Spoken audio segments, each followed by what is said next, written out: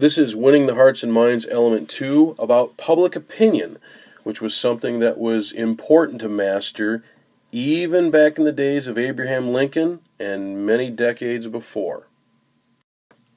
Public opinion defined is essentially what it sounds like, the opinion of the public.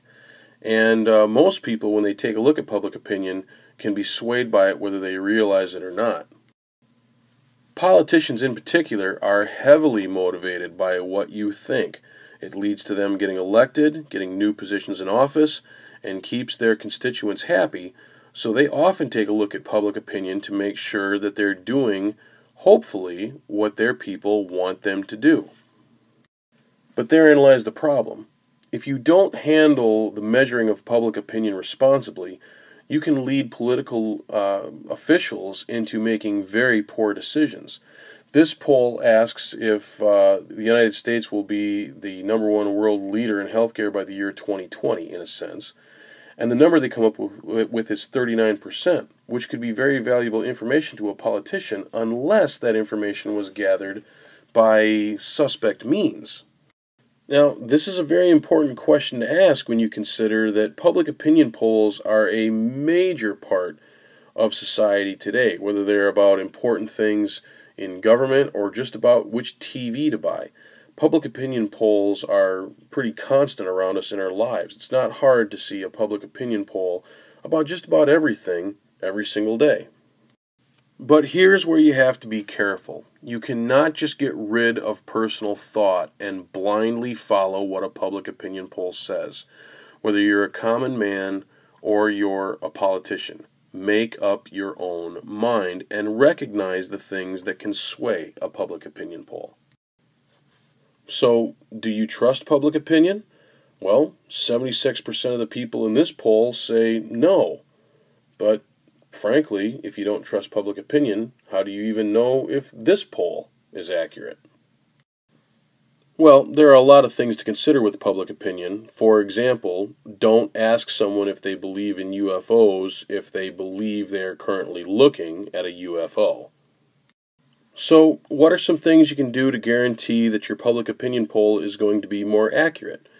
Well, the first thing you can do is take a look at demographics. Demographics are things like this: your gender, your race, your age, your education level, your income level, where you live, city, suburb, countryside. If your population is a certain percentage of those things, you have to make sure that your sample is the exact same percentage. The most common examples of demographics, the classic categories of demographics, would include the following, and please write these down: your gender, your race or ethnicity, your age, your religious affiliation, your education level, your income level, where you live in terms of a region of the country, and where you live in terms of cities, suburbs, or rural areas.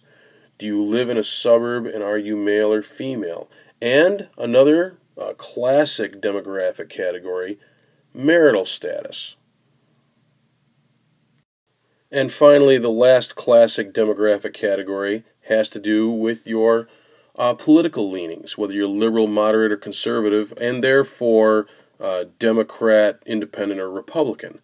Here's the biggest thing you have to understand, is that if your population, let's say we're trying to get a public opinion poll in Traverse City, if your population is 52% white males, married, living in the suburbs, Catholic, making over $100,000 a year, with education levels around a master's degree, and they're Democrats, I think I'm forgetting something there, but if 45% of your people meet those demographics, then your sample better have 45% of the of your sample, I should say, that meets the exact same demographics.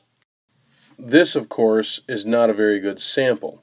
When your population as a whole only has 5 red shirts in a population of,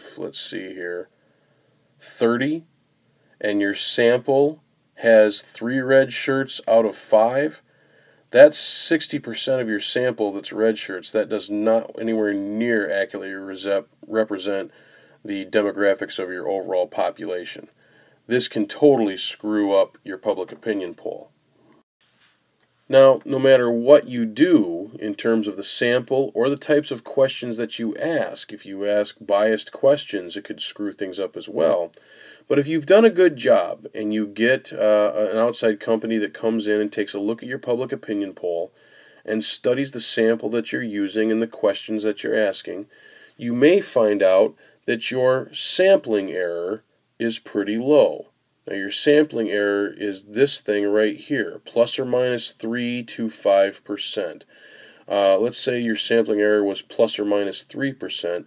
What you're basically saying in this public opinion poll that candidate number 1 got 47% of the vote, plus or minus 3. You're saying that their real number is somewhere between 44 and 50%. That would be a fairly accurate public opinion poll. Now, obviously, you're not asking everybody, so again, to get your sampling error number to be low and accurate, you need to take care of the sample that you have, make sure they're representative, and make sure you're asking questions that are not biased. This poll would be far less accurate if we found out we had a plus or minus 13. That means the actual answers of the respondents could be anywhere from 34% to 60%, which would make that a highly inaccurate public opinion poll. Nowadays, computer and telephone technology has made surveying less expensive and even more commonplace than it was before. In the early days of polling, pollsters needed a national network of interviewers to go door to door in their towns with a clipboard of questions, but now most polling is done on the telephone with samples selected through random digit dialing.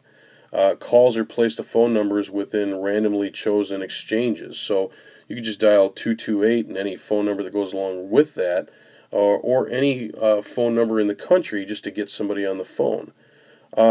Basically, it is using a phone to get a random sample, which everybody seems to want to get as a representative sample of the population. The advantage of this, of course, is that it's easy and a lot less expensive. The disadvantage is that you could end up with a totally slanted and biased sample.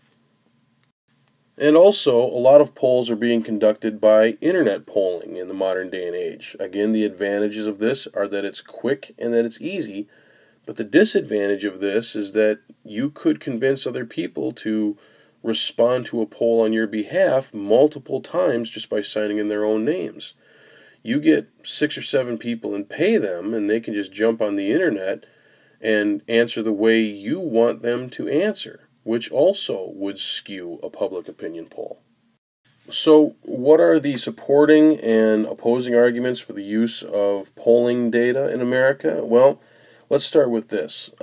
Polls do help political candidates detect public preferences. Supporters of polling insist that it's a tool for democracy, and they say that policymakers can keep in touch with the changing opinions on the issues of the people. Politicians don't have to wait until the next election to see whether the public approves or disapproves of something that they're doing. If the poll results shift, then the government officials can make corresponding course corrections in terms of their policy and what they're doing. In that regard, public opinion polls might prove to be extremely valuable, especially in this day and age. For example, an NRA poll in a time of potentially increased gun regulations, as we see this as a hot-button issue now more than ever. But the opposing arguments of public opinion polls, by contrast, say it makes politicians more concerned with following than leading. Polls might have told the Constitutional Convention delegates that the Constitution was unpopular, or might have told President Thomas Jefferson that people did not want the Louisiana Purchase. When you look at situations like that, politicians really aren't necessarily thinking for themselves. They're just too dependent on public opinion polls. Public opinion polls that frankly could be swayed and manipulated by a bad sample or loaded questions designed to get a given response in terms of asking, or instead of asking, for an honest opinion. And it can also create what is called the bandwagon effect. If you have public opinion polls that come out that are manipulated and skewed and put together poorly, and enough people see that, they'll convince others to believe what they are saying as well. One person who gets misled by a public opinion poll could motivate 30 other people to think the exact same way and tell their politicians to do something that really should not be done. In addition to the arguments about polling data and the use of polling data, you also have to take some other things into consideration. Exit polls are very common in the United States today. The idea being that you vote for something and then you come out and someone asks you how you voted. Well, this isn't always going to be an accurate response either. Sometimes you'll totally bypass answering the question, in which case you're really not asking everybody what they thought. Secondly, it's not above people to come out of a situation like this and lie just because they don't want people to know how they really voted, but are going with what they think those around them want to hear. And finally, the people asking you the question could ask you a loaded question that is designed to slant the opinion one way or the other. Nonetheless, exit polls are very popular with major news stations who want to be the first ones to break the story. And if you have an exit poll that claims a race is this close as the one you see on the slide right here, you could be led to believe that you need to get out and vote for one of these people or another to push them over the edge, when realistically they could be down 10 points in the poll because the exit poll was not accurate, with potentially loaded questions and not getting everybody who came out of the voting place to give their opinion. So, frankly, there are a lot of things that can go wrong with a public opinion poll, which makes it very, very dangerous, starting with a potentially poor sampling method. Again, take a look at this slide from earlier in the lesson that we're doing here. You've got so many red-shirted people in your population, and total, all I see here are 1, 2, 3, 4, 5 out of that whole population. But if you do a random sample that ends up with 3 out of 5 red-shirted people, that's not even close to representing the demographics of your overall population. That could screw up your public opinion poll. The second one is an error in measurement or the questionnaire itself. In other words, are you asking the right questions? Are you asking questions that allow for freedom of thought? Or are you asking loaded questions that are meant to steer the respondent in a certain direction? And are you tallying the responses correctly? You make a clerical error on something like this, you could find yourself in a real problem in terms of accuracy.